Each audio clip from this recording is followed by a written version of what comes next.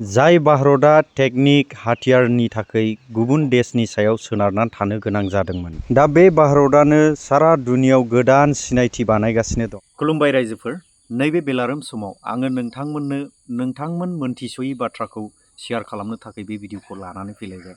बुंनो थाङोब्ला जोंनि माखासे गोबांथार भारतनि सिस्टेमफोरखौ मोनथिनानै लानो गोनांथार। माब्लाबानि समाव सोरबाया सोंथि खालामोब्ला नोंथाङा निस्सय नैबे भिडिअखौ नायलांजोबोब्ला सोरनोबा फोरमायनो हाथारगोन। दा बाथ्राया जाहैबाय थांनाय समफोरावहाय जे दावहा नांदोंमोन भारत आरो पाकिस्ताननि गेजेरावहाय, बिनि गेजेरावहाय जोंनि डिफेन्सनि मार्केटआ बहुद गोजौ लेभेलाव थांदों। दा बिनि गेजेरावनो मोनसेनि उनाव मोनसे आङो नोंथांमोननो सानफा मोनफा फोरमायलांबाय थानो आङो सेस्था खालामगोन। दा दिनैनि नैबे भिडिअनि गेजेरावबो आङो मोनसे डिफेन्स मार्केट बारायनाय, मोनसे बुस्थुनि डिफेन्स मार्केटआव बारायनायखौ आङो बे भिडिअनि गेजेरजों नोंथांमोननो शेयार खालामगोन। दा रायजोफोर, नोंथांमोना भिडिअखौ नायलांजोबोब्लानो जाबाय, अब्ला नोंथाङा थन्न बुजिनो हाथारगोन। चलो। जाय भारतआ टेकनिक हाथियारनि थाखाय गुबुन देशनि सायाव सोनारना थानो गोनां जादोंमोन। दा बे भारतआनो सारा दुनियाव गोदान सिनायथि बानायगासिनो दं। औ नंगौ, नोंथाङा थिगखौनो खोनादों। भारतनि बैज्ञानिकफोरा जेब्लायबो फिउचार स्टेटनि हाथियार बानायनायाव नांथाबगासिनो। दा भारतआ पाब्लिक सेक्टरजों लोगो लोगो प्राइभेट कम्पानिनि डिफेन्स सेक्टरखौबो लोगोसे मोनफाबावबाय। बिनिखायनो भारतआ हाथियारनि बेलायाव 2 गुना बांसिन बारायगासिनो दङ। भारतआ ओरैबायदि गिदिर सोमोनांथाव हाथियारफोर बानायगासिनो ना भारतनि सेनाफोरनि थाखायल' मोजां जादों, बरंस इन्टारनेसनेलावबो गोबां चर्चा सोलिगासिनो दङ। माखासे देशफोरा बेफोर हाथियारखौ बायनो थाखाय दिनै भारतजों सोमोन्दो लाखिगासिनो दङ। सिगांनि समाव आमेरिका, रुस, फ्रान्स, इजराइल बेफोरावहाय देशफोरा हाथियार बायनो लाइन जायोमोन। दा बेफोर लाइनफोरा भारतनि फारसेसो फैगासिनो। भारतनि मेक इन इन्डिया अभियानखौ टाटा ग्रुपआ बिराद मोजां समर्थन मोनबाय। टाटा कम्पानिया ना माब्लाबा चीन आरो आमेरिकाखौ खोन्थाहरदों, बरंस बिसोरो बेबायदि हाथियार बानायगासिनो जायखौ एसियायाव दासिमबो रावबो बानायफेरनो हायाखै। थांनाय माखासे दानफोराव टाटानि बैज्ञानिकफोरा C-295 transport aircraft, quantum computer, super Hercules aircraft आरो एटेकिं ड्रन जेरै गोनांथार प्रजेक्टफोरनि थाखाय खामानि मावगासिनो। लोगोसे भारतखौ सेमिकन्डाक्टर हाब बानायनायनि थांखियाव गोनांथार आगान होबाय। नाथाय बयनिख्रुइ देरसिन खबरा बे जे DRDO आरो टाटाजों लोगो नांनानै ओरैबायदि हाथियार बानायबाय जायनि थाखाय आमेरिकाया गिदिर झटका नांगोन। जाय हाथियारफोरखौ फाननानै आमेरिकाया आरब डलार खामायबाय थादोंमोन, दा भारतआबो बे हाथियारखौनो एक्सपर्ट खालामगोन आरो बिनि सायाव भारतआ गिदिर मोनसे एक्सपर्ट अर्डारबो मोनखाबाय।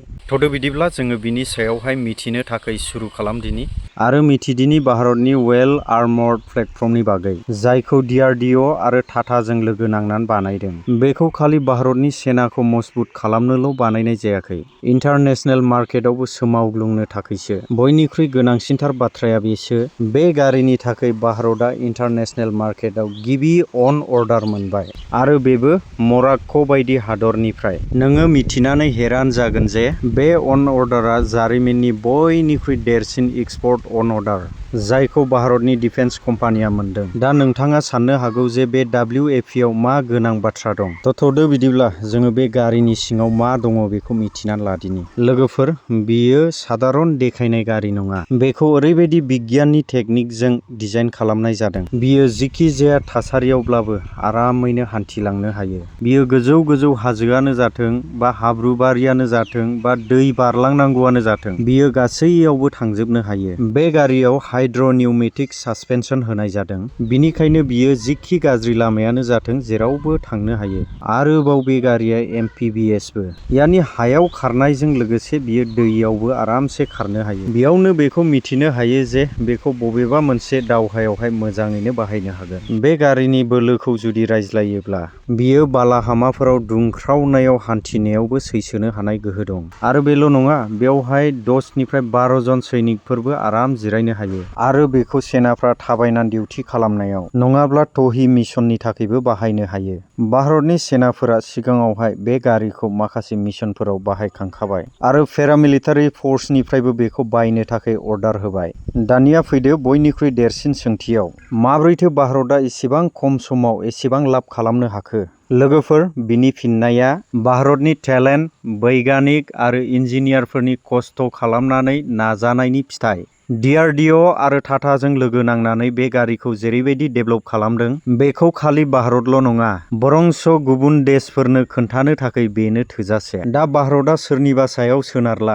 दा भारतआ गावनो बेबायदि हाथियार बानायगासिनो, जायनि थाखाय गुबुन देशफोराबो बायनो आवगायबोनांबाय। दा मराक्क'आ भारतनिफ्राय 150 व्हील आर्मर्ड प्लेटफर्मनिफ्राय अन अर्डार होबाय, जेराव भारतनि डिफेन्स मैन्युफेक्चारिं इन्डास्ट्रिनिफ्राय मोनसे बहुद गिदिर जाफुंसारनाय। मराक्क'नि सेनाफ्रा जोंनि बेयावनो बे गारिखौ ट्रायल खालामबाय आरो बिनि पारफरमेन्सआव ओरैबायदि गोजोनबाय, बिनिखायनो बिसोरो बे गारिखौ गोबां अन अर्डार होबाय। बे अन अर्डारआ बे बाथ्रायाव साखि दं, फैबाय थानाय समावहाय भारतआ ग्लबेल मार्केटआव बिराद गिदिर खेलारि जानो थांगासिनो, गाहायै डिफेन्स इन्डास्ट्रिया। लोगोफोर, भारतआ बे गारिनिफ्राय लानानै गुबुन फैनो गोनां गारिफोरावबो गोबां फोथायनाय दंसै। सिगाङाव जोंनि भारतआ आमेरिका, रुस, इजराइलनिफ्राय बेबायदि गारिखौ गोबां लाबोनो गोनां जायोमोन। दा बेफोरबायदि गारिखौ निजेनो बानायगासिनो दं आरो दस्रा देशआव एक्सपर्ट खालामनो थांगासिनो। बे प्रजेक्टनि बयनिख्रुइ देरसिन क्रेडिटआ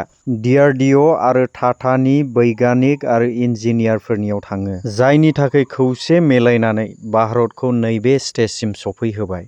लोगोफोर, नोंथांमोना सानो नामा मदि सरकारखौ आरोबाव टाटानो देरसिन हाथियारनि प्रजेक्टखौ होबावनांगौ? मा भारतआ डिफेन्स मैन्युफेक्चारिंखौ वर्ल्ड लिडार बानायनो आवगायगासिनो? बेफोर गासिबो आं नोंथांनियाव सोंथि खालामनायखौ नोंथाङा कमेन्ट बक्सआव फोरमायहरोब्लानो जाबाय, जाहाथे आंबो नोंथांमोननिफ्राय आरोबाव साबसिन मटिभेटखौ मोननो हाबावो।